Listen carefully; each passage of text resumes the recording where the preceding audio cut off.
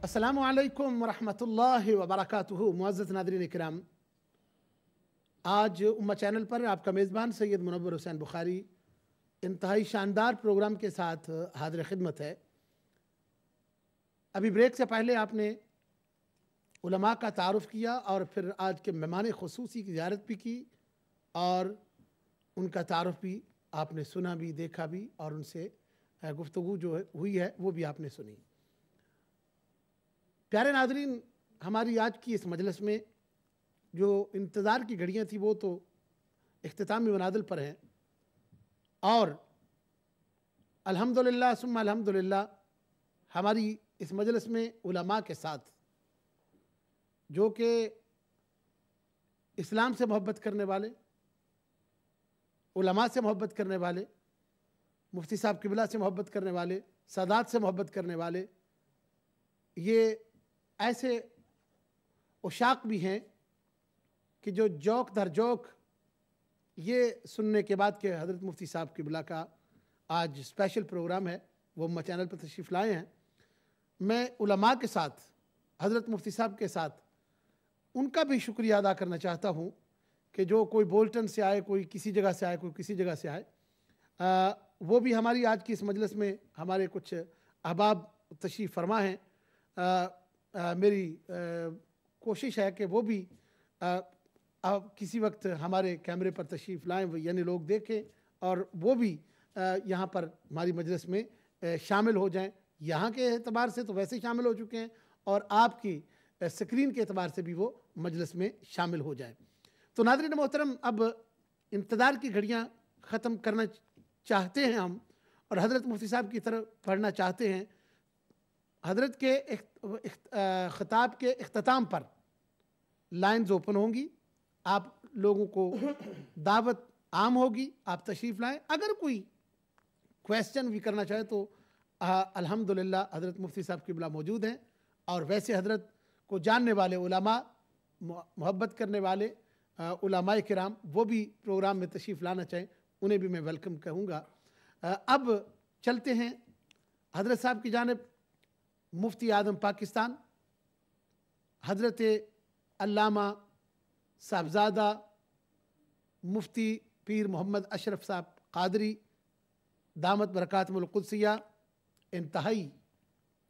खूबसूरत अंदाज में ख़िताब फरमाएंगे और हम इंशाअल्लाह बफ़ज़ल खुदा ताला इस इस्लाही मौजू पर जो कि हमारी स्पेशल रिक्वेस्ट पर हज़रत आप फरमाएंगे, इस्लाम रिलीजन ऑफ पीस के अंदर, जो मैंने पहले आपकी खिदमत में टॉपिक अर्ज़ कर दिया कि आज एक इस्लाही गुफ्तगू के इस्लाम के अंदर आने वालों को किस तरह अल्लाह जल्ल शानु व तम्म एहसानु के साथ अपना मामला रखना चाहिए। चलते हैं हज़रत मुफ्ती साहब की जानिब। अस्सलामु अलैकुम रहमतुल्लाह हज़रत। नहमदुहु व नुसल्ली व नुसल्लिमु व नुबारिकु अला सय्यिदिना रसूलिहिल हबीबिल करीम व अला आलिहि व सहबिहि अजमाइन। अम्मा बाद फ़अऊज़ु बिल्लाहि मिनश शैतानिर रजीम। बिस्मिल्लाहिर रहमानिर रहीम। क़ालल्लाहु तबारक व तआला फ़िल क़ुरआनिल मजीद वल फ़ुरक़ानिल हमीद। तूबू इलल्लाह सदक़ल्लाहुल अज़ीम। वक़ालल्लाहु तबारक व तआला फ़ी शानि हबीबिहिल लबीबि सल्लल्लाहु तआला अलैहि व आलिहि वसल्लम। इन्नल्लाहा व मलाइकतहु युसल्लूना अलन नबी या अय्युहल्लज़ीना आमनू सल्लू अलैहि व सल्लिमू तस्लीमा। अल्लाहुम्मा सल्लि अला सय्यिदिना मुहम्मद व अला आलि सय्यिदिना मुहम्मद अन्नबीहिल उम्मी व अला वलदिहि सय्यिदि शैख़ अब्दिल क़ादिरिल जीली व बारिक व सल्लिम। नाज़रीन व सामीन, मैंने क़ुरआन मजीद फ़ुरक़ान हमीद में से आज की गुफ्तगू के लिए अभी अभी अपने अरबी खुतबा के दौरान एक आयत करीमा में से एक फ़िक्रा تلاوت کرنے کا شرف حاصل کیا ہے، جس میں نہایت ہی آسان زبان میں عرض کروں کہ اللہ تعالیٰ نے توبہ کا ذکر فرمایا ہے اور توبہ کا حکم دیا ہے۔ توبہ عربی زبان کے لفظ تا، واو اور با کے مادے سے مشتق ہے، جس کا معنی ہے لوٹنا یا رجوع کرنا یا واپس آنا۔ یہ توبہ کا لغوی معنی ہے، اور توبہ کا اصطلاحی شرعی معنی یہ ہے کہ اگر توبہ کا لفظ جو ہے یہ بندے کی طرف منسوب ہو تو اس کا معنی یہ ہوتا ہے کہ بندہ اللہ تعالیٰ کی معصیت، اللہ تعالیٰ کی بے فرمانی، اللہ تعالیٰ کی حکم و عدولی سے واپس اللہ تعالیٰ کی فرما برداری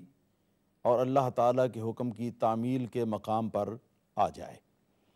اور جب یہ اللہ تعالیٰ کی طرف منسوب ہو تو اس کا مفہوم یہ ہوتا ہے کہ اللہ تعالیٰ بندے کے معصیت اور گناہ کا طریقہ اختیار کرنے کی بنا پر جو اس سے ناراض ہو گیا تھا، تو اب اللہ تعالیٰ بندے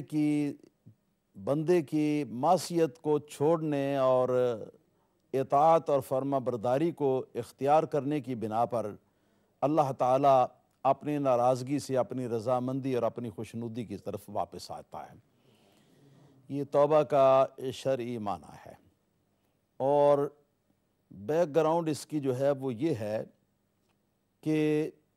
اللہ تعالیٰ وحدہ لا شریک نے انسان کو فطرت اسلام کے اوپر پیدا فرمایا ہے۔ چنانچہ رب تعالیٰ قرآن کریم کے اندر بھی ارشاد فرماتا ہے فطرت اللہ التی فطر الناس علیہا، یہ اللہ کی بنائی ہوئی فطرت ہے کہ جس فطرت کے اوپر اللہ تعالیٰ نے لوگوں کو پیدا کیا ہے۔ اور نبی کریم صلی اللہ تعالیٰ علیہ وسلم کی حدیث پاک کے اندر صحیح بخاری اور صحیح مسلم کے حوالے سے یہ موجود ہے کہ آپ ارشاد فرماتے ہیں کہ کل مولود یولد علی الاسلام فابواہ یہودانہ او ینصرانہ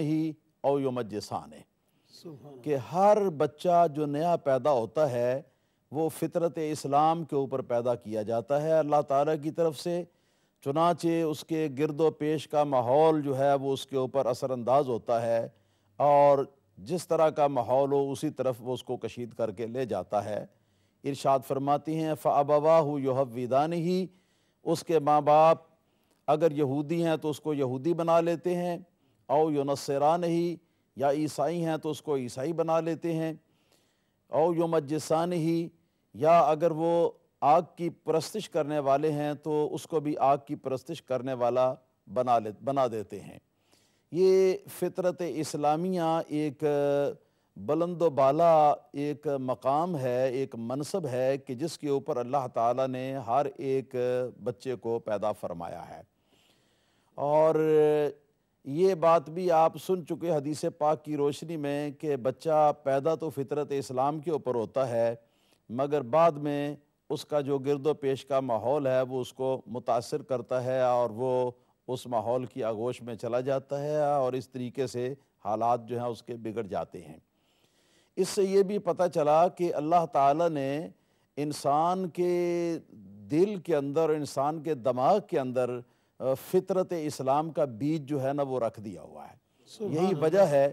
کہ آج بھی اس گئے گزرے دور کے اندر جبکہ اسلام کی مخالفت جو ہے وہ زوروں پہ ہے، پوری دنیا کفر جو ہے وہ اسلام کی مخالفت کرتی ہے اور اسلام کے خلاف بہت کچھ کام کر رہی ہے، لیکن اس کے باوجود آپ یہ دیکھتے ہیں کہ انہی ممالک کے اندر کہ جن ممالک کے رہنے والے اور یہاں کی حکومتیں اور یہاں کے ارباب بست و کشاد جو ہیں وہ مسلمان نہیں ہیں، انہی ملکوں کے اندر ذرا قرآن پاک کسی کو تلاوت کرنے کے لیے دے دیا، ذرا کوئی حدیث پاک کی کتاب کسی آدمی کو دے دی جس کا اپنا سابقہ مذہب اسلام نہ تھا، تو اس نے اس کا بغور و خوض مطالعہ کیا، تو مطالعہ کرنے کے بعد اللہ تعالیٰ کے فضل و کرم سے وہ بڑی جلدی اسلام کی طرف رجوع کر لیتا ہے۔ اور اس کی مثالیں بہت ساری موجود ہیں، امریکہ میں بھی، یہاں برطانیہ میں بھی، ہالینڈ میں بھی، اور دوسرے غیر اسلامی ممالک کے اندر بھی۔ تو یہ وہ بیج ہے فطرت اسلامیہ کا جو اللہ تعالیٰ نے ہر ایک بچے کی پیدائش کے وقت اس کے دل کے اندر، دماغ کے اندر بو دیا تھا، تو اسی کا یہ نتیجہ ہے اللہ تعالیٰ کے فضل و کرم سے۔ تو اللہ تعالیٰ نے انسان کو پیدا فرما کر تو براجمان فرمایا تھا جس اسٹیج پر، اس اسٹیج کا نام ہے فطرت اسلامیہ، اور اسی کے بارے میں اللہ تعالیٰ نے انسان کو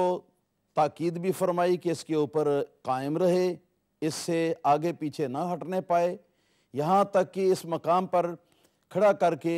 اللہ تعالیٰ نے انسان کو وَلَقَدْ كَرَّمْنَا بنی آدم کا تاج عزت و کرامت انسان کے سر کے اوپر رکھا بحیثیت مسلمان ہونے کے، اور اسے اپنا نائب بھی قرار دیا۔ یہ سارے اعزاز جو ہیں یہ فطرت اسلامیہ کے مقام پر کھڑے ہونے والے مسلمان کے لیے ہیں، دوسرے کے لیے نہیں ہیں۔ تو فطرت اسلامیہ کے جس مقام پر اللہ تعالیٰ نے کھڑے ہونے کا حکم دیا تھا، اس کے بعد منشا الہی جو تھی وہ یہ تھی، جیسا کہ دوسرے مقام پر اللہ پاک نے فرمایا فَفِرُّوا إِلَى اللَّهِ، کہ دوڑ لگا دو اللہ تعالیٰ کی طرف۔ تو اللہ تعالیٰ تو کسی طرف میں رہتا نہیں، لہٰذا اللہ تعالیٰ کی طرف جو دوڑ ہے، تو یہاں استعارے کے رنگ میں یہ دوڑ کا لفظ جو ہے یہ استعمال ہوا ہے، اور اس کا مفہوم جو ہے وہ یہ ہے کہ اللہ تعالیٰ وحدہ لا شریک کا مزید قرب حاصل کرنے کے لیے دوڑ لگا دو، اللہ کی طرف اپنی محبت کے ساتھ دوڑ لگا دو، اللہ تعالیٰ کی طرف اپنی عبادت کے ساتھ دوڑ لگا دو، اللہ تعالیٰ کی طرف اپنی معرفت کے ساتھ دوڑ لگا دو، اور خدا شناسی کے ذریعے اللہ تعالیٰ کی طرف مزید دوڑ لگاؤ، مزید آگے بڑھو۔ اللہ تعالیٰ ہمیں اور زیادہ مقام بلند و بالا اس سے عطا فرمانا چاہتا تھا، یہ تھا منشاء الہی، مگر نتیجہ یہ ہوا کہ ہم لوگ جب اس دنیا کے اندر آئے تو گرد و پیش کے ماحول کو ہم نے دیکھا یا ہمارے پلے پڑ گیا، جس کے نتیجے کے اندر یہ ہوا کہ ہم اس مقام عزت و کرامت جس کا نام فطرت اسلامیہ ہے، اس سے ہم کسی نہ کسی طریقے سے ہم ہٹ گئے۔ بہت سارے لوگ ہیں جو ہٹ گئے، بہت کم تعداد ہیں ان لوگوں کی جو کہ اللہ تعالیٰ کے فضل و کرم سے قائم ہیں، اور جو لوگ ہٹ گئے تو وہ جو وہ ہٹتے چلے گئے تو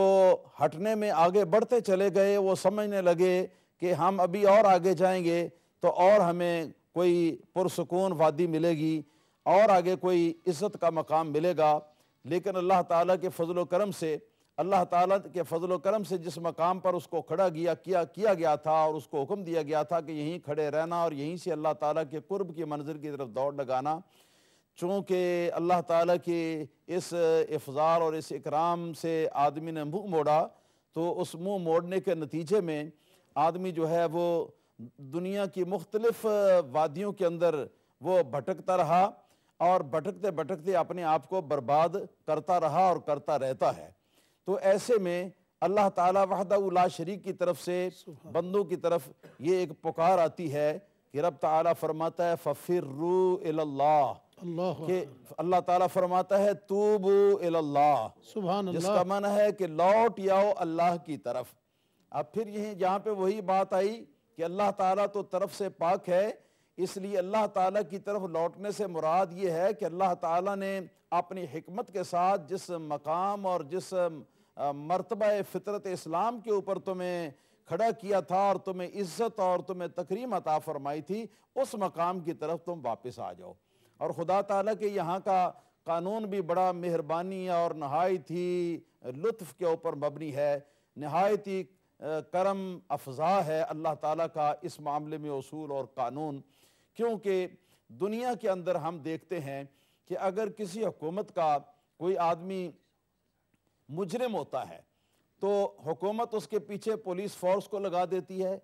اور پولیس فورس اس کے پیچھے بھاگتی ہے اور وہ آگے آگے مارے مارے بھاگتا ان سے جان بچانے کے لیے، اور پولیس اس کے پیچھے پیچھے جو ہے وہ ہوتی ہے، یہاں تک کہ اس کو وہ پکڑتے ہیں، اس کو ٹھڈے مارتے ہیں، اس کی بے عزتی کرتے ہیں، اس کے اوپر ڈنڈے بھی برستے ہیں، اور بہت کچھ اس کی بے عزتی ہونے کے بعد پھر اس کو پکڑ کر کے پولیس اسٹیشن کے اندر لایا جاتا ہے، پھر وہاں اس کی کچھ انکوائری ہوتی ہے، اس کے بعد پھر کیس عدالت کے اندر چلتا ہے، پھر عدالت فیصلہ کرتی ہے کہ یہ مجرم جو ہے کتنی سزا اس کو ہونی چاہیے، تو اس کو اتنی سزا اس کے مطابق عدالت کے فیصلے کے مطابق ہو جاتی ہے۔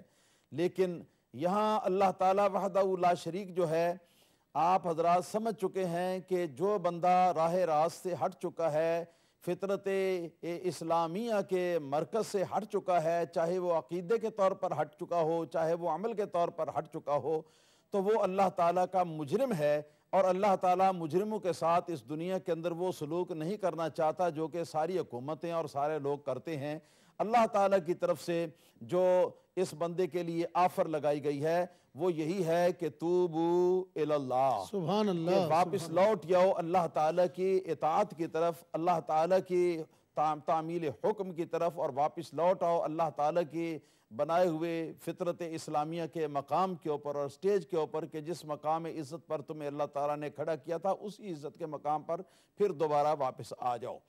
اور اس کے ساتھ ساتھ احادیث نبویہ مقدسہ کے اور قرآن کریم کی آیات کے ذریعے سے یہ بات جو ہے یہ ہمیں معلوم ہے کہ اللہ تعالیٰ کی بارگاہ میں اگر کوئی آدمی 10 برس بھی اللہ تعالیٰ کا بے فرمان رہ چکا ہو اور وہ واپس آنا چاہے، تو اگر وہ واپس آتا ہے تو اللہ تعالیٰ کی ذات بخوشی اس کو قبول فرماتی ہے۔ سبحان اللہ، اگر سبحان اللہ، 20 برس بھی، 40 برس بھی، 50 برس بھی، کبھی 100 برس بھی اللہ تعالیٰ کی معصیت کو اختیار کیے رکھے اور اللہ تعالیٰ کا وہ مجرم بنا رہے، لیکن اس کے بعد بھی اگر وہ اللہ تعالیٰ وحدہ لا شریک کی حکم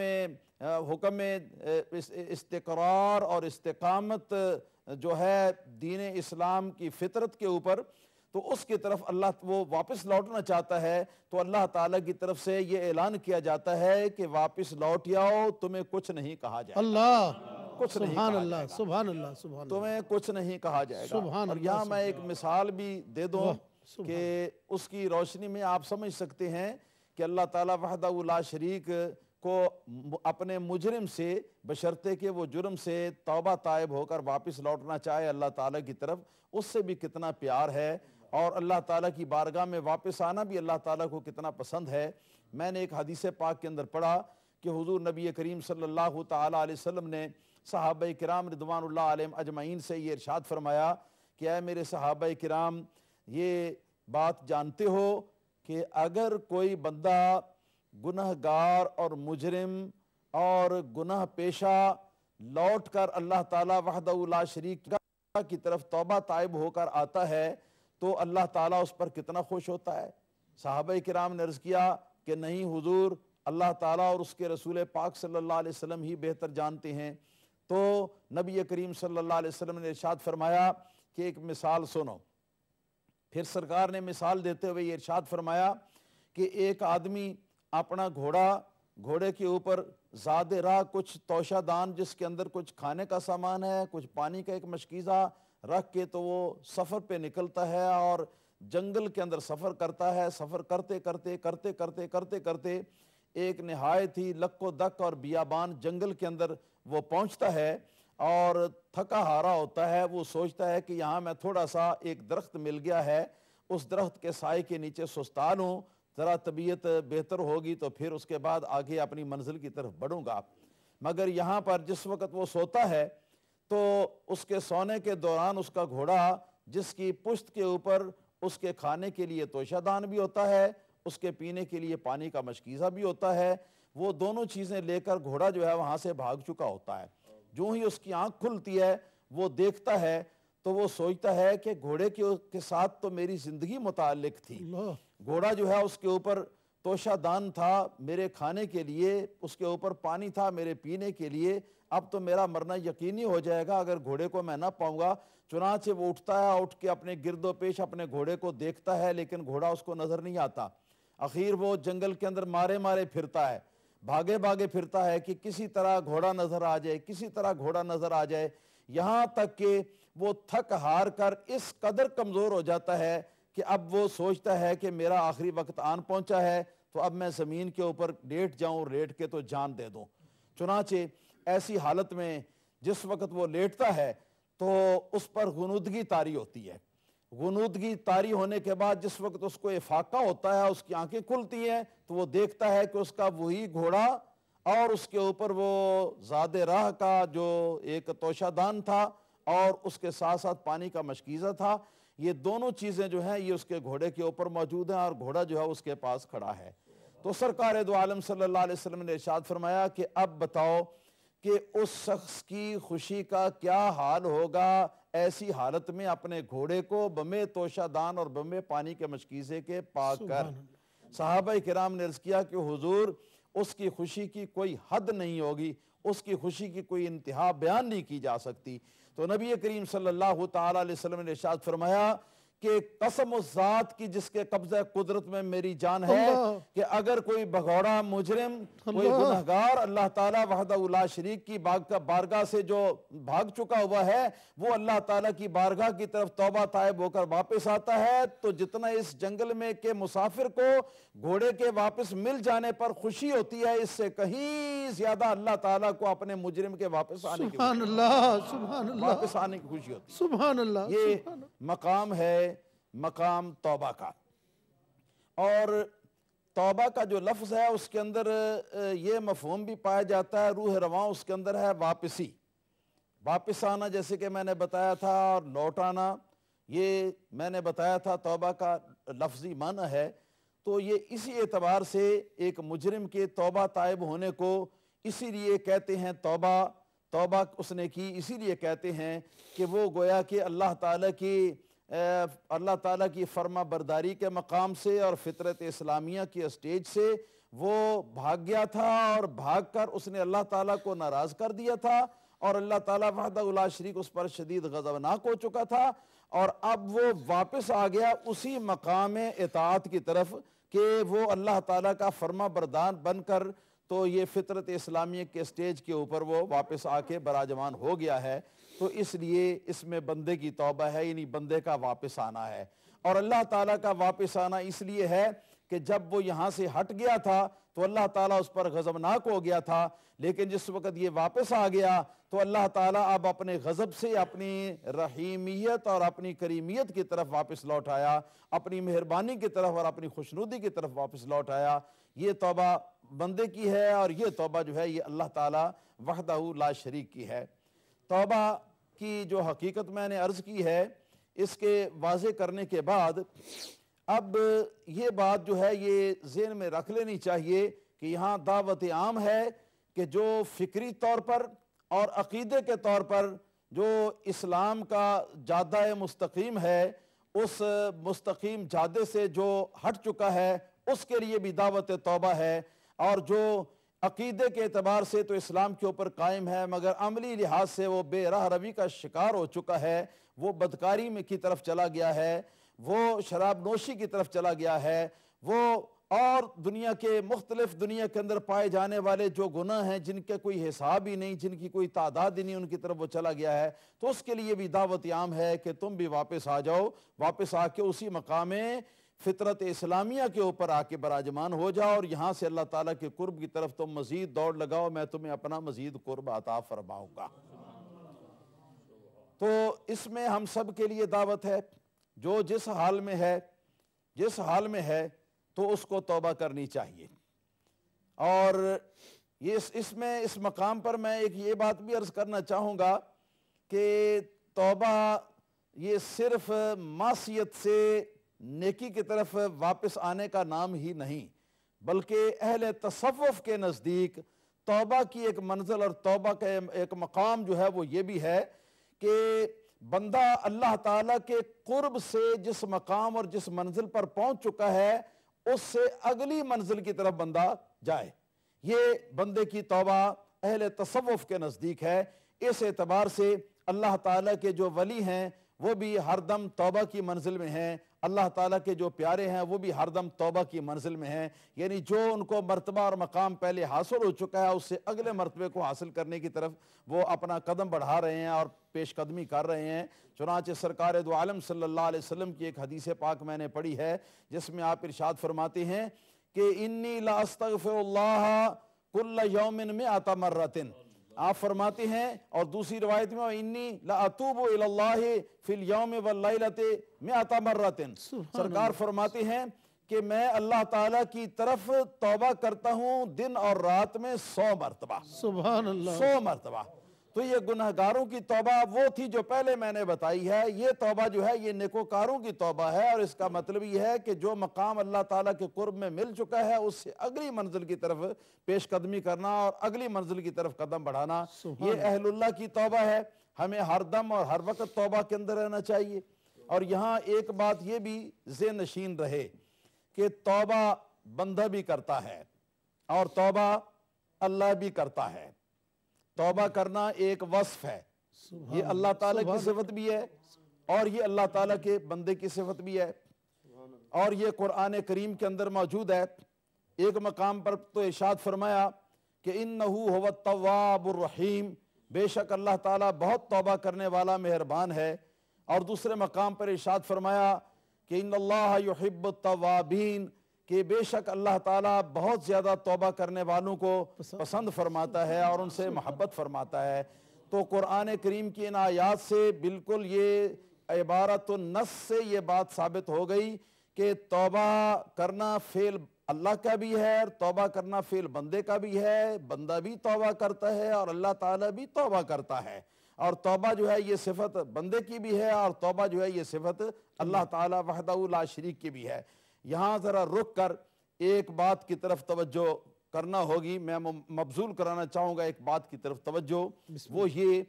کہ آج کل اس زمانے کے اندر بہت سے ایسے لوگ کہ جن لوگوں نے شرک اور بدعت کے فتوے لگا لگا کر امت مسلمہ جو ہے اس کو مشرک بنا بنا کر مار ڈالا ہے، نعوذ باللہ ثم نعوذ باللہ۔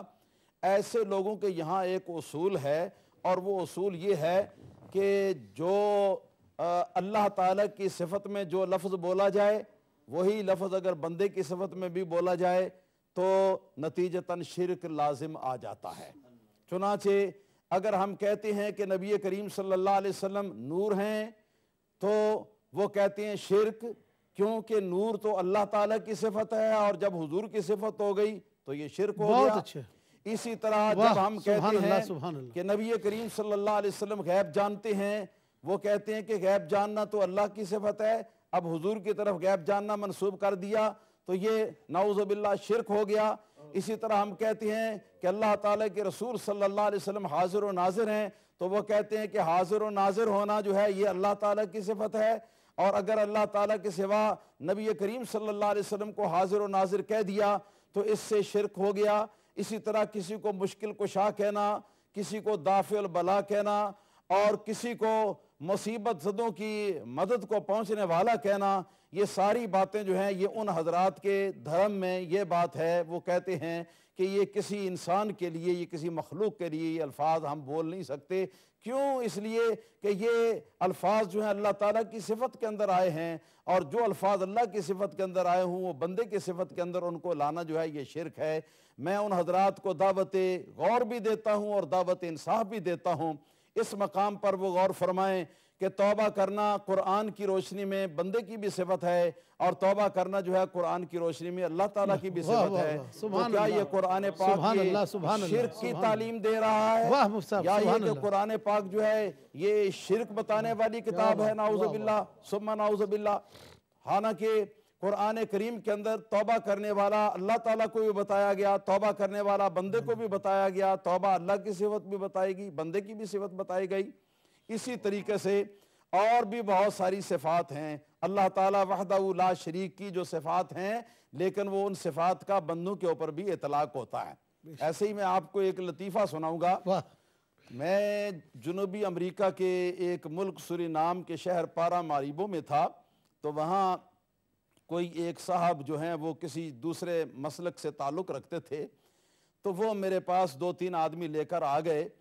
تو میرے قیام گاہ پر، تو السلام علیکم وعلیکم السلام ہوئی، بٹھایا گیا ان کو، تو وہ کہنے لگے کہ ہم جی آپ کے ساتھ مناظرہ کرنے کے لیے آئے، مناظرہ کرنے کے لیے آئے۔ میں نے کہا بھئی اتنے زیادہ آدمی سارے مناظرہ کرو گے یا ایک کرے گا؟ وہ کہنے لگے نہیں ایک ہی کرے گا۔ میں نے کہا متعین کرو اس کو، کون ہے وہ؟ تو انہوں نے ایک کے سر پر ایک کی طرف اشارہ کیا کہ یہ ہے جی۔ تو اس شخص نے یہی بات کہی کہ جی آج کل ہم یہ دیکھ رہے ہیں کہ سورینام کے اندر یہ ڈنڈورا پیٹا جا رہا ہے کہ نبی بھی حاضر ہے اور نبی بھی غیب جانے ہے، حالانکہ یہ حاضر ہونا اور غیب جاننا یہ اللہ تعالیٰ کی صفتیں ہیں، تو اس سے تو شرک لازم آ جاتا ہے، کیونکہ جو لفظ اللہ کی صفت میں بول دیا گیا وہ لفظ اللہ کے ساتھ خاص ہو گیا، اور اب کسی مخلوق کے لیے اس کو بولیں گے تو اس سے شرک لازم آ جاتا ہے۔ تو میں نے کہا بس شروع، پھر بات تو شروع ہو چکی، آپ نے جو کہنا تھا وہ کہہ دیا، میں آپ سے ایک دو سوال کرتا ہوں، ان کی روشنی میں انشاءاللہ تعالی جواب بھی مل جائے گا، آپ کو ہوش بھی ٹھکانے آ جائیں گے۔ واہ واہ، تو میں نے اس سے پوچھا، میں نے سب سے پہلے اس سے یہ پوچھا کہ بتاؤ، تم بتاؤ کہ سورج کتنے ہیں؟ وہ کہنے لگا کہ ایک آپ کو نہیں دکھائی دیتا؟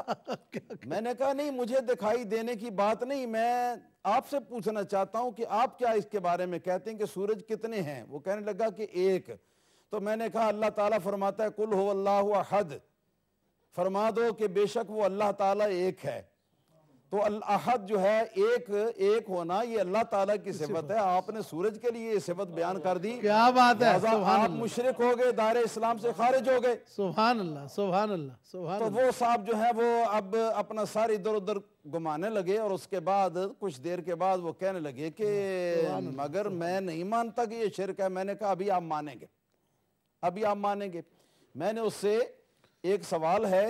اس وقت میری زبان پہ آ گیا اور اب بھی آ گیا ہے، میں اس کو کہہ دیتا ہوں۔ میں نے اس سے پوچھا کہ مولانا پیم صاحب ذرا یہ بتائیے کہ اللہ کتنے ہیں؟ وہ کہنے لگا ایک ہی تو ہے، آپ کے نزدیک کوئی زیادہ ہے؟ میں نے کہا نہیں، میرے نزدیک ایک ہی ہے، لیکن پوچھنا چاہتا ہوں آپ کے نزدیک؟ وہ کہنے لگا جی ایک۔ میں نے کہا کہ تمہارے باپ کتنے ہیں؟ کیا بات ہے، کیا بات، تو اب کیا وہ کہنے، بڑا واہ پریشان ہوا، بڑا پریشان ہوا۔ وہ کہنے لگا کہ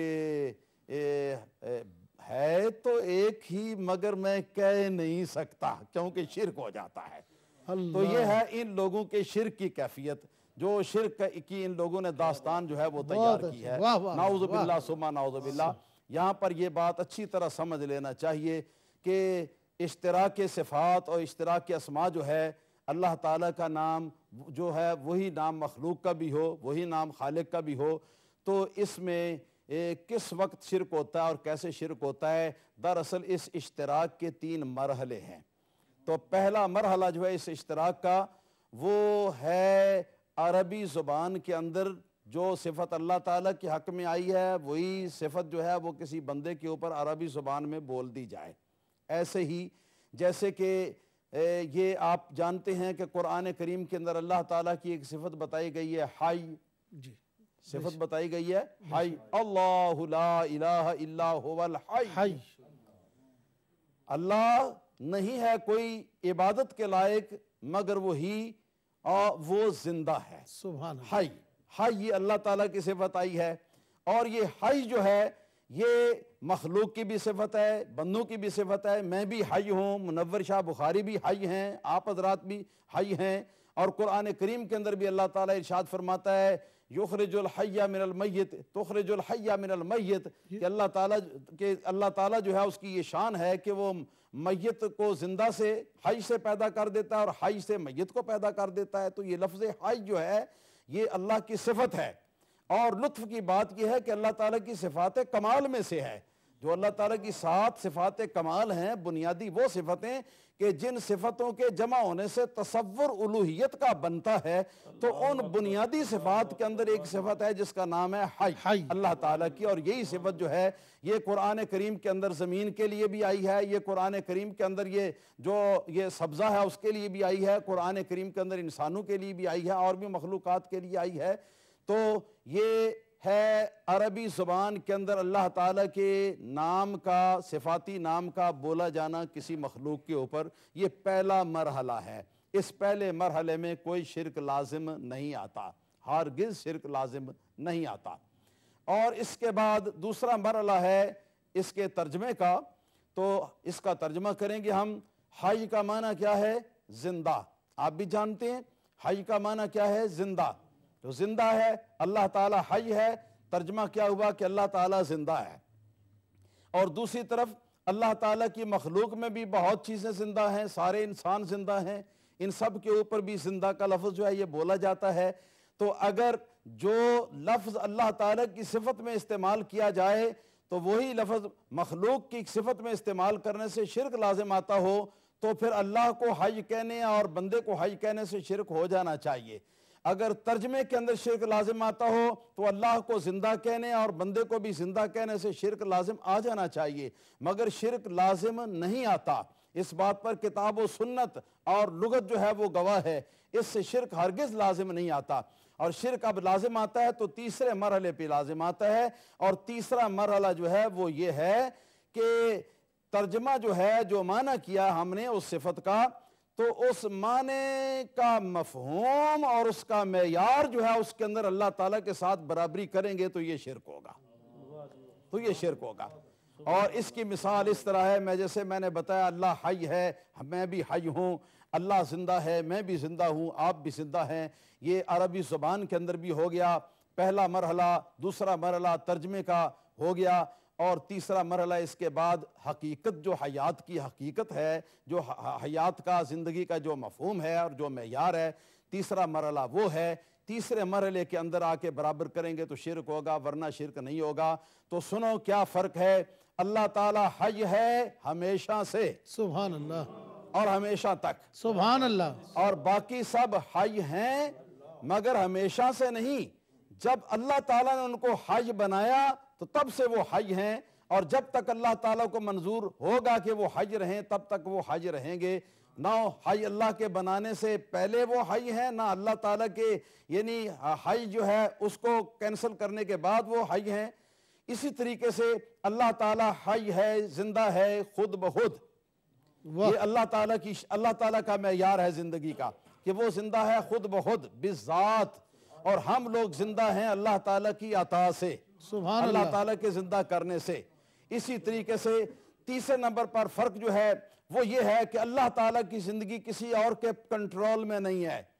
اور واہ واہ واہ ہماری واہ. زندگی جو ہے وہ اللہ تعالیٰ کے کنٹرول میں ہے. سبحان اللہ، سبحان تو اللہ. اس قدر فرق جو ہے معیار کے اندر جب ہو گئے تو ان فروق کے ملحوظ ہونے کے بعد نتیجہ یہ نکلا کہ اللہ تعالیٰ کی زندگی کچھ اور ہے اور ہماری زندگی کچھ اور ہے. اگرچہ وہ بھی زندہ ہے، ہم بھی زندہ ہیں، وہ بھی حی ہے، ہم بھی حی ہیں، مگر اس کے زندہ ہونے کا معیار کچھ اور ہے، ہمارے زندہ ہونے کا معیار کچھ اور ہے. اس کے زندہ ہونے کا مفہوم کچھ اور ہے، ہمارے زندہ ہونے کا مفہوم کچھ اور ہے. یہی تقریر جو ہے یہ لفظ نور کے اندر بھی جاری ہو سکتی ہے. یہی گفتگو جو ہے واہ حاضر و واہ. ناظر کے اندر بھی سبحان جاری اللہ، ہو سبحان سکتی ہے. اللہ، سبحان اللہ. یہی تقریر جو ہے، یہی گفتگو مشکل کشا اور حاجت روا کے اندر بھی جاری ہو سکتی ہے. اور یہی گفتگو جو ہے یہ بفضل ہی تعالیٰ توبہ کے لفظ کے اوپر بھی جاری ہوئی ہے سبحان اللہ. واہ کہ واہ. توبہ اللہ بھی کرتا ہے، توبہ بندہ بھی کرتا ہے، مگر بندے کی توبہ ہے گناہ سے واپس نیکی کی طرف آنا،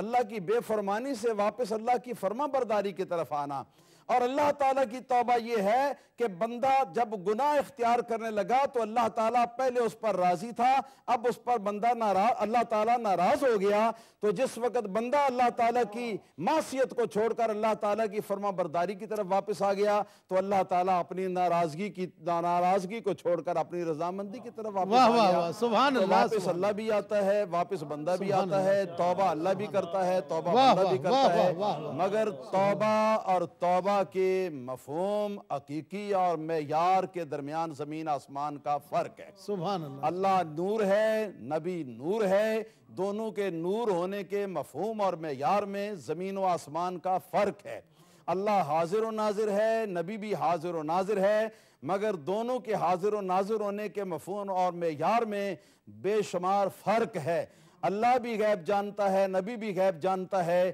اللہ بھی مشکل کشا ہے، علی بھی مشکل کشا ہے. اللہ بھی مشکل کشا ہے اولیاء کرام جو ہیں وہ بھی مشکل کشا اور دافع البلا ہیں، مگر اللہ کے مشکل کشا اور دافع البلا ہونے میں اور ان کے مشکل کشا اور دافع البلا ہونے میں بے شمار جہتوں سے فرق ہے۔ اس لیے نرے یہ الفاظ بول دینے سے، ان کا ترجمہ کر دینے سے شرک لازم نہیں آتا۔ اس بات کو اچھی طرح سمجھ لینا چاہیے۔ تو یہ توبہ کا لفظ جو ہے اس کی ایک نسبت ہے اللہ تعالیٰ کی طرف اور ایک نسبت ہے اس کی بندے کی طرف۔ تو بندے کی طرف اس کی نسبت ہو تو تائب بندہ ہوگا، تواب بھی بندہ ہوگا۔ اللہ تعالیٰ کی طرف اس کی نسبت ہو تو اللہ تعالیٰ تائب بھی ہوگا، اللہ تعالیٰ تواب بھی ہوگا۔ اور اب آئیے توبہ کے بارے میں تھوڑی سی مزید ہم گفتگو کرتے ہوئے روشنی اس کی کیفیت کے اوپر ڈالتے ہیں۔ تو یہ بات ذہن میں رکھنا چاہیے کہ جیسا گناہ ہو ویسی توبہ کرنی چاہیے، کیونکہ گناہ کی بھی کئی قسمیں ہوتی ہیں۔ اور مثال کے طور پر ایک گناہ اعلانیہ ہوتا ہے، اعلانیہ عام لوگوں کے سامنے،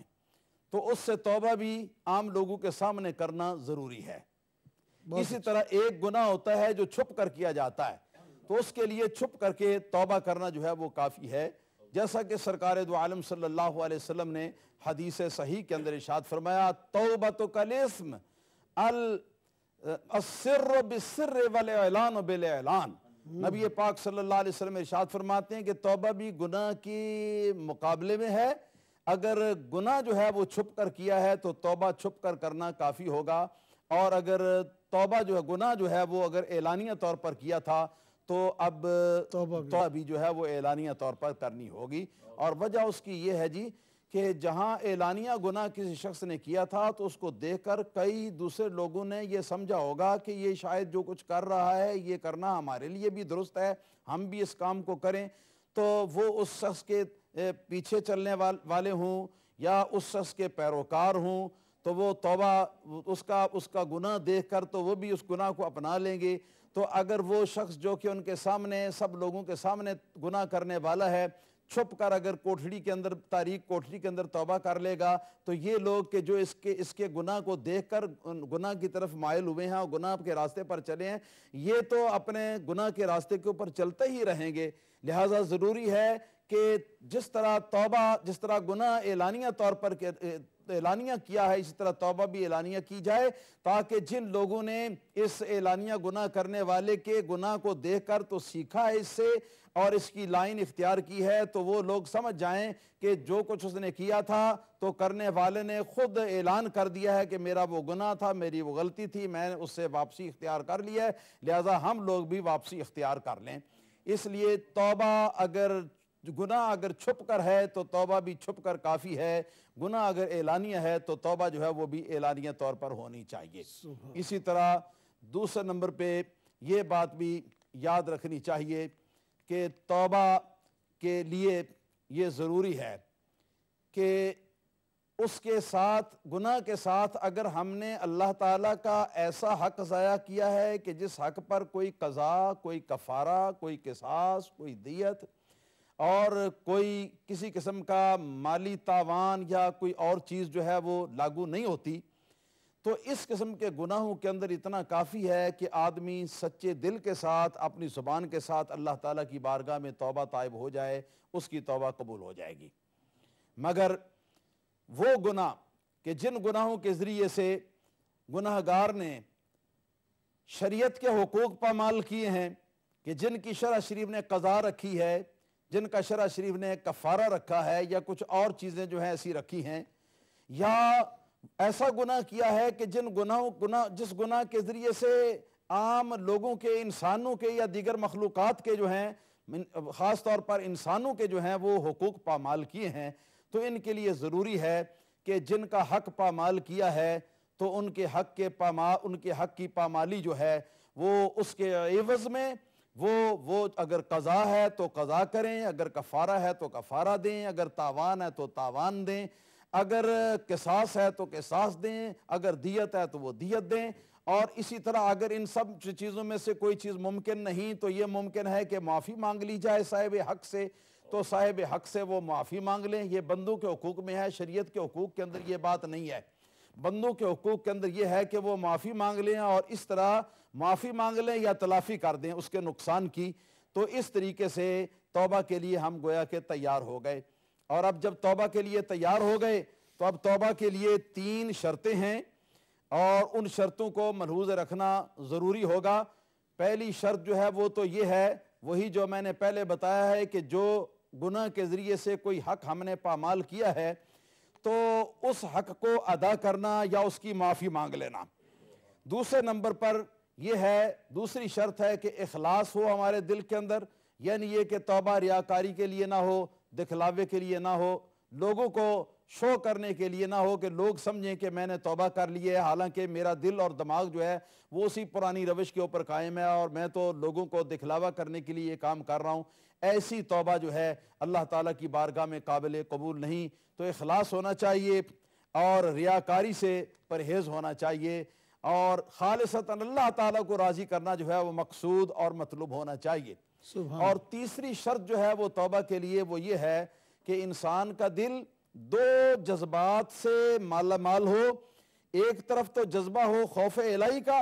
دوسری طرف جذبہ ہو اللہ تعالیٰ کی رحمت اور اللہ تعالیٰ کی معافی کی امید کا. سبحان اللہ. ایک طرف اللہ تعالیٰ کی سزا کا ڈر, دوسری طرف اللہ تعالیٰ کی معافی کی امید ہو. یہ دونوں چیزیں جب کیفیت کے اندر یکساں آئیں گی تو اللہ تعالیٰ کے فضل و کرم سے توبہ اللہ تعالیٰ کی بارگاہ میں قبول ہوگی. لیکن اگر ان دونوں جہتوں میں سے کسی ایک جہت کے اندر پکا ہو جائے گا تو وہ دائرہ اسلام سے خارج ہو جائے گا. اگر کوئی شخص اللہ تعالیٰ سے اتنا ڈرے اور اس طرح ڈرے کہ مجھے تو اللہ تعالیٰ کبھی بھی معاف نہیں کرے گا, نعوذ باللہ, حالانکہ رب تعالیٰ فرماتا ہے ان اللہ لا یغفر ان یشرک بہ ویغفر ما دون ذالک لمن یشاء, کہ اللہ تعالیٰ شرک و کفر کو بخشنے کا نہیں, ہاں اس سے کم تر جو گناہ ہیں وہ جن کو چاہا وہ بخش دے گا. اور فرماتا ہے فیغفر لمن یشاء ویعذب من یشاء, جس کو چاہے اللہ تعالیٰ گناہ معاف فرما دے گا اور جس کو چاہے اللہ تعالیٰ عذاب دے گا. اور پھر فرمایا قل یا عبادی الذین اسرفوا علی انفسہم لا تقنطوا من رحمت اللہ ان اللہ یغفر الذنوب جمیعا. سبحان اللہ. سبحان اللہ. اے حبیب صلی اللہ تعالیٰ علیہ وسلم فرما دو اے میرے بندو, لوگوں سے کہو کہ اے میرے بندو, کہ جن لوگوں نے اپنی جانوں کے اوپر ظلم ڈھا لیا ہے, جن لوگوں نے گناہگاری کی زندگی جو ہے وہ اپنا رکھی ہوئی ہے, اگر تم توبہ کرنا چاہتے ہو تو سن لو کہ ڈرو نہیں اور اللہ تعالیٰ وحدہ لا شریک کی رحمت سے مایوس نہیں ہونا. اللہ تعالیٰ وحدہ لا شریک اگر چاہے تو سارے کے سارے گناہ بھی معاف فرما دے. سبحان اللہ. سبحان اللہ. تو اس طرح اگر کوئی شخص یہ سمجھے کہ میں کچھ بھی کر لوں مگر اللہ تعالیٰ مجھے کبھی نہیں معاف کرے گا, تو اس کی یہ سوچ اللہ تعالیٰ کی رحمت کی اور مغفرت کی توہین ہے اور کفر ہے اور دائرہ اسلام سے خارج ہے. اس کو چاہیے کہ خوف رکھے مگر اس خوف کے ساتھ ساتھ امید بھی رکھے. اس طرح اگر امید کا جذبہ جو ہے وہ قائم کر لیا اور اس حد تک قائم کیا کہ اسی پر اٹل ہو گیا اور یہ کہنے لگا کہ مجھ کو تو کوئی پرواہ نہیں, مجھ کو تو اللہ تعالیٰ ضرور ہی بخشے گا, تو یہ بات کہنا جو ہے کہ مجھ کو اللہ تعالیٰ ضرور بخش دے گا اور کبھی کسی صورت بھی مجھ کو اللہ تعالیٰ عذاب نہیں دے سکتا, تو یہ اللہ تعالیٰ وحدہ لا شریک کی شان عدل اور شان انتقام کی توہین ہے. اس لیے یہ بھی کفر ہے, آدمی کو دائرہ اسلام سے خارج کر دیتی ہے. تو اعتدال ان دونوں کے بیچ میں ہے کہ آدمی ایک طرف تو اللہ تعالیٰ کے عذاب سے ڈرتا رہے, دوسری طرف اللہ تعالیٰ کی رحمت اور اللہ تعالیٰ کی مغفرت اور اللہ تعالیٰ کی معافی جو ہے اس کا امیدوار رہے. تو ان شرطوں کے ساتھ آدمی اللہ تعالیٰ کی طرف پیش قدمی کرے توبہ کرتے ہوئے, تو آدمی کی توبہ جو ہے اللہ تعالیٰ کے فضل و کرم سے وہ قبول ہو جائے گی. اور اب ہے توبہ کے ارکان کیا ہیں؟ ارکان توبہ کے جو ہیں یہ بھی 3 ہیں. پہلا رکن یہ ہے کہ پیچھے کیے ہوئے جو گناہ ہیں ان گناہوں کے اوپر آدمی جو ہے وہ پشیمان ہو. اگر پیچھے پہلے کیے ہوئے گناہوں پر پچھتاوا نہیں ہے,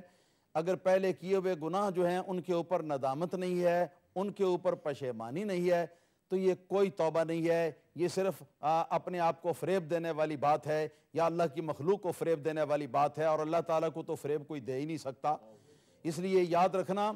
کہ سب سے پہلے ندامت، گناہ پر شرمساری، اللہ تعالیٰ کے حضور یہ حاضری لے کے اللہ تعالیٰ کے حضور میں حاضر ہونا، یہ ضروری بات ہے، اور یہ پہلا رکن ہے توبہ کا، اس کے بغیر توبہ کوئی نہیں۔ دوسرا رکن توبہ کا جو ہے وہ ہے رجوع اللہ یا استغفار من اللہ، یعنی پچھتا کر، پشیماں ہو کر، شرمسار ہو کر اللہ تعالیٰ وحدہ لا شریک کی بارگاہ کے اندر آدمی حاضر ہو، اور حاضر ہو کر اللہ تعالیٰ کی بارگاہ میں معافی کی درخواست پیش کرے کہ مولا کریمہ جو کچھ پہلے مجھ سے ہو گیا ہے میں اس پر نہایت شرمسار ہوں، نہایت پشیمان ہوں، تو اپنا کرم فرما، مجھ کو تو معاف فرما دے۔ تو اگر معافی کی درخواست نہیں دیتا تو یہ بھی توبہ کوئی نہیں ہے۔ اسی طرح تیسرا رکن جو ہے توبہ کا وہ ہے عہد استقامت، اور عہد استقامت کا مفہوم جو ہے وہ یہ ہے کہ جس وقت آدمی توبہ کر رہا ہو اس وقت اس کے دل کی گہرائی کے اندر یہ بات جو ہے، یہ سچ مچ یہ بات ہو کہ آئندہ وہ گناہ نہیں کرے گا۔ تو یہ عہد کرنا اللہ تعالیٰ کی بارگاہ میں، یہ تیسرا رکن ہے توبہ کا۔ تو ندامت اللہ تعالیٰ کی بارگاہ میں، پھر اللہ تعالیٰ کی بارگاہ میں دعائے مغفرت کرنا یا رجوع اللہ، پھر اس کے بعد اللہ تعالیٰ کی بارگاہ میں آئندہ یہ گناہ نہ کرنے کا سچ مچ عہد، اور اللہ تعالیٰ کی بارگاہ میں وعدہ۔ یہ تین چیزیں جب پوری ہو جائیں گی تو اللہ تعالیٰ کے فضل و کرم سے توبہ کے ارکان مکمل ہو گئے، اور توبہ جو ہے ایسی حالت میں بفضل تعالیٰ اللہ تعالیٰ کی بارگاہ میں قبول ہو چکی ہے۔ تو یہ تھے توبہ کے ارکان۔ اور اب یہ بات بھی سمجھنا چاہیے کہ بعض چیزیں ایسی بھی ہیں کہ جو توبہ کو قبولیت سے زیادہ قریب کر دیتی ہیں، تو ان کو کہتے ہیں آداب توبہ۔ یہ آداب توبہ بھی بے شمار ہیں، ان میں آنکھوں کے اندر آنسو کا لے آنا، اللہ تعالیٰ کی بارگاہ میں رونا دھونا اور رونے کی کیفیت پیدا کرنا یہ بھی ہے، اور اس میں یہ بھی ہے کہ کوئی وقت بھی ایسا تلاش کرنا کہ جس وقت میں اللہ تعالیٰ کی مغفرت زیادہ بہتر اور زیادہ جلدی ہو سکتی ہے، مثلا نماز کی ادا کرنے کے بعد، یا صدقہ خیرات ادا کرنے کے بعد، یا کسی اور نیک کام کے کرنے کے بعد۔ اسی طریقے سے اس کے لیے جگہ بھی ایسی تلاش کرنا جو ہے یہ مستحب ہے کہ جس جگہ میں امید ہو کہ اللہ تعالیٰ میرا گناہ جلدی معاف فرما دے گا، چنانچہ مسجد کے اندر جا کر یا کسی ولی اللہ کے ڈیرے پر جا کر، اللہ تعالیٰ کے کسی ولی کے مزار کی طرف جا کر، تو ان کے توسل سے آدمی اللہ تعالیٰ کی بارگاہ میں اگر دعا کرے گا تو اللہ تعالیٰ اس کی مغفرت جو ہے وہ جلدی فرما دے گا۔ اس سلسلہ میں ایک تو اللہ تعالیٰ کا قرآن پاک کے اندر ارشاد ہے وَلَوْ أَنَّهُمْ إِذْ ظَلَمُوا أَنفُسَهُمْ جَاءُوكَ فَاسْتَغْفَرُوا اللَّهَ وَاسْتَغْفَرَ لَهُمُ الرَّسُولُ لَوَجَدُوا اللَّهَ تَوَّابًا رَحِيمًا۔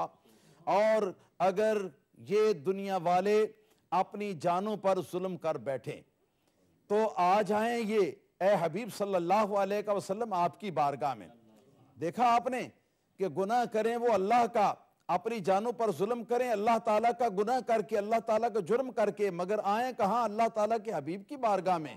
فاستغفر اللہ، تو یہاں آ کر اللہ تعالیٰ سے وہ اپنے گناہ کی معافی مانگے، واستغفر لہم الرسول، اور ان کے لیے رسول کریم صلی اللہ تعالیٰ علیہ وسلم بھی مغفرت کا اشارہ پیش کر دیں، اللہ تعالیٰ کی بارگاہ میں دعا کر دیں، اللہ تعالیٰ کی بارگاہ میں سفارش کر دیں، لَوَجَدُ اللَّهَ تَوَّابًا رَحِيمًا، تو یقیناً وہ اللہ تعالیٰ کو ایسے حال میں پائیں گی کہ اللہ تعالیٰ بہت بہت توبہ کرنے والا اور بہت بہت مہربانی فرمانے والا ہوگا۔ یہ تو قرآن کریم ہے، اور احادیث نبویہ مقدسہ کے اندر بھی بہت ساری باتیں موجود ہیں۔ اس سلسلہ میں صحیح بخاری میں سے ایک حدیث جو کہ عام طور پر آپ حضرات نے پہلے سنی ہوئی ہے، میں اسی لیے زیادہ آسانی کی غرض سے اس کو پیش کرتا ہوں کہ نبی کریم صلی اللہ تعالیٰ علیہ وسلم نے ارشاد فرمایا صحابہ کرام سے ایک مرتبہ کہ بنو اسرائیل کے اندر ایک آدمی تھا کہ جس نے 99 آدمی قتل کیے تھے۔ کتنے آدمی قتل کیے تھے؟ 99 قتل کیے تھے۔ اب اس کے بعد اس کو سوجی کہ وہ توبہ کر لے، چنانچہ وہ نکلا باہر اور گیا کسی مذہبی مرکز کے اوپر، یہود کا زمانہ تھا، کسی مذہبی مرکز کے اوپر پہنچا، اور وہاں پہنچ کے جا کے تو وہ اپنے عالم سے کہنے لگا کہ انی قتلت 99 نفسا، میں نے 99 آدمی جو ہیں وہ قتل کیے ہوئے ہیں، فہل لی من توبہ، تو کیا میرے لیے توبہ ہے؟ میں توبہ کروں تو اللہ تعالیٰ کی بارگاہ میں قبول ہو جائے گی؟ تو اس وقت کے اور اس مقام کے اس عالم نے اس کو یہ بتایا کہ قتل تو ایک بھی معاف ہونا مشکل ہے، تو تم نے تو 99 آدمی ناحق قتل کیے ہوئے ہیں، تمہاری توبہ اللہ تعالیٰ کی بارگاہ میں کیوں کر قبول ہوگی؟ چنانچہ وہ شخص پریشان ہوا اور تھوڑی دیر میں اس نے یہ کیا کہ اپنی تلوار میان سے نکالی اور اس عالم کی بھی گردن اڑا دی، یہ کہتے ہوئے کہ تم نے میرا دل جو ہے اس کو بڑا رنج پہنچایا ہے اور اللہ تعالیٰ کی بارگاہ میں توبہ کرنا چاہتا تھا، مجھ کو مایوس کیا ہے، تو چلو جہاں 99 تھے تو 100 پورے کر لیں، دل کا ارمان تو پورا کر لوں۔ اس کے بعد وہاں سے نکلا اور پھر اس کو یہی لگن لگ گئی کہ میں اللہ تعالیٰ کی بارگاہ میں توبہ کروں۔ تو کچھ لوگوں سے اس کی ملاقات ہوئی، تو ان لوگوں نے اس کو بتایا کہ یہاں شہر سے باہر ایک جگہ ہے کہ جس جگہ پر اللہ تعالیٰ کے نیک بندے اولیاء کرام جو ہیں ان کا ڈیرہ ہے، وہ رہتے ہیں، تو ان کی برکت سے اللہ تعالیٰ نے بہت سارے بڑے بڑے گناہگار پاپی مجرم جو ہیں ان کو بھی اللہ تعالیٰ نے توبہ کی توفیق عطا فرمائی، ان کی توبہ قبول فرمائی ہے، لہٰذا امید کرتے ہیں کہ تم بھی وہاں چلے جاؤ تو ان کی برکت سے تمہاری توبہ بھی اللہ تعالیٰ قبول فرما لے گا۔ چنانچہ وہ توبہ کے قبول ہونے کی امید پر بزرگان دین اور اولیاء کاملین کے ڈیرے کی طرف وہ چلا۔ چنانچہ راستے میں اس کی موت کا وقت آ گیا اور اس کی روح حضرت عزرائیل علیہ السلام نے قبض کر لی۔ اب جب اس کے روح کو لے جانے کا معاملہ ہوا تو فرشتے آ گئے جنت کے بھی، فرشتے آ گئے جہنم کے بھی، دونوں نے آپس میں بحث کی۔ جہنم کے فرشتے کہنے لگے کہ اس نے 100 آدمی قتل کیے ہوئے ہیں، اس کی روح کو ہم لے کے جائیں گے،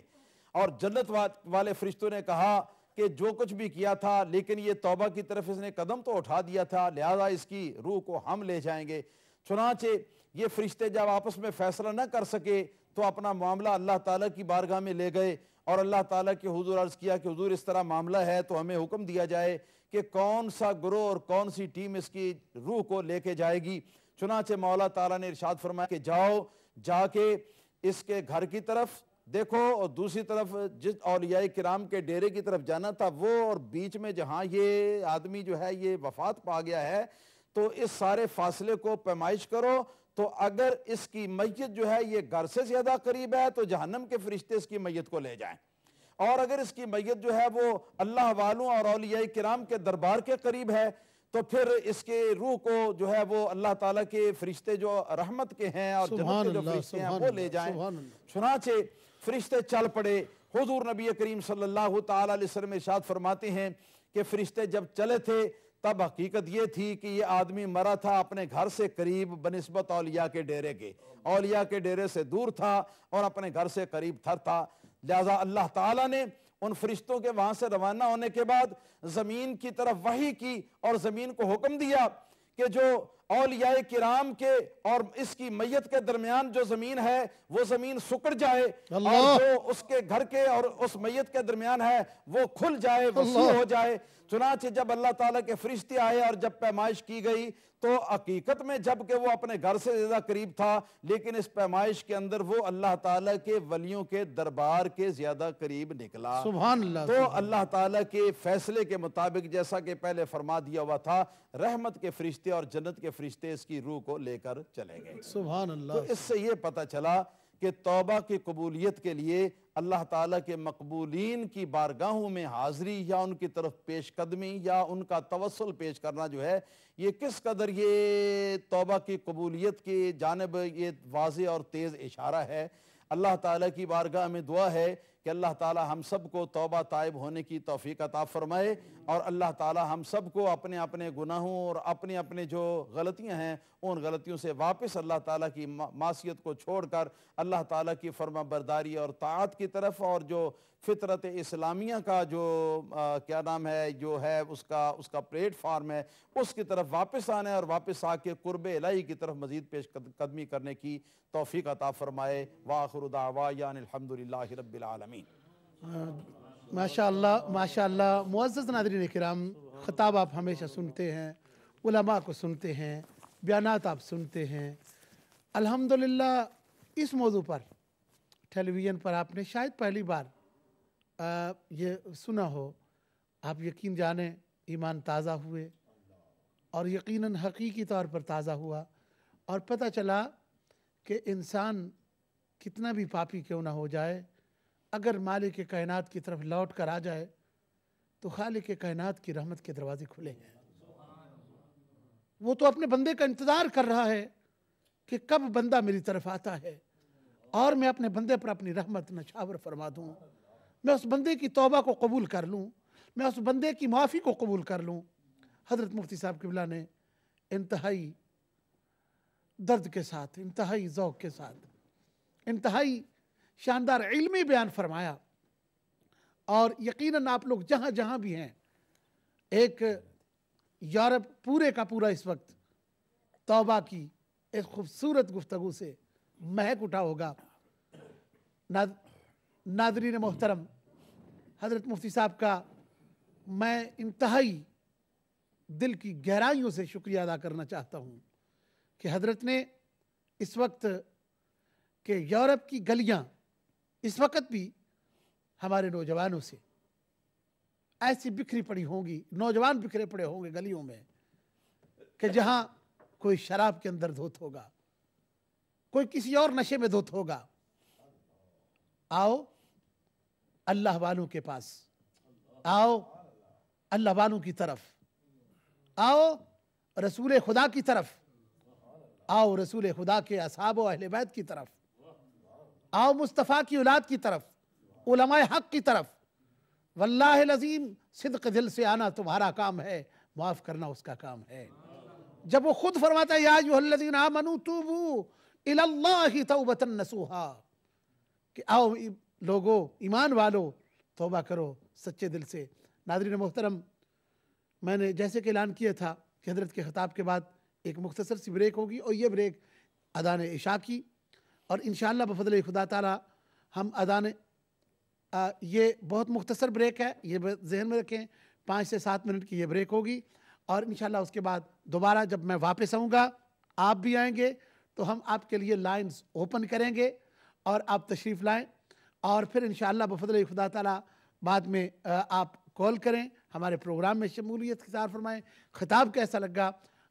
آپ کو، اور پھر حضرت مفتی صاحب کو آپ کوئی بھی سوال آپ کے ذہن میں ہو، پوری دنیا کے مسلمانوں سے جہاں جہاں تک میری آواز جا رہی ہے، اپنے اپنے سوال کریں۔ ناظرین، لیتے ہیں